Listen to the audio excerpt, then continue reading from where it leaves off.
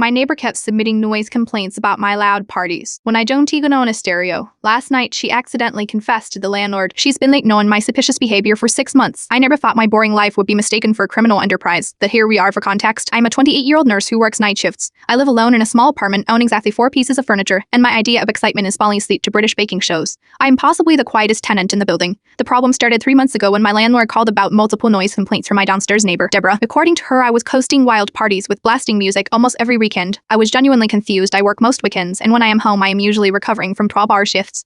My apartment doesn't even have a stereo system, just a laptop and headphones. I explained this to my landlord, who seemed skeptical, but said he'd talked to Deborah 2 weeks later. Another complaint. Deborah claimed I was moving furniture at 3 a.m. just to harass her. Again, I explained that I work nights and sleep days, so I'm not even home at 3 a.m. most days. The complaints escalated. Suddenly was supposedly posting drug parties because Deborah claimed she could smell Gamara coming through events. I don't smoke anything. I am literally a cardiopulmonary nurse. When Deborah started complaining about suspicious men visiting at odd hours, I started keeping a detailed log of my work schedule and everyone who visited my apartment, basically just my sister, and occasionally a food delivery person. Last weekend, my landlord called with yet another complaint. This time, Deborah had reported constant stomping and shouting the previous night. I had actual proof this was impossible.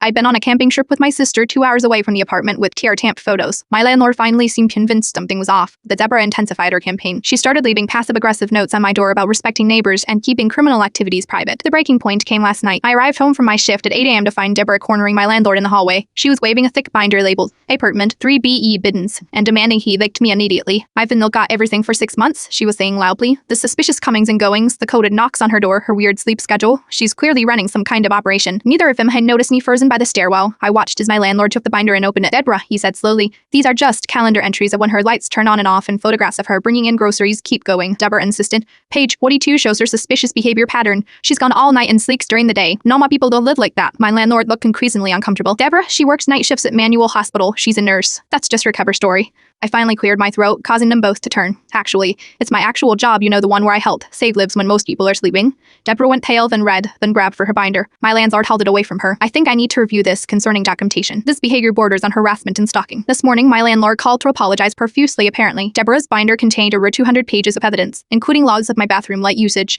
photos of me in spreads, and theories about what my operation might be. Deborah is being evicted for violation of harassment policies. I am being offered a discounted rent for the inconvenience and the option to move to a top-floor unit when one becomes available. The most ironic part, the actual source of late-night noise in our building turned out to be Deborah herself, staying up all hours to document my suspicious behavior. Sometimes the biggest self-incrimination is obsessing over someone else's imaginary crimes.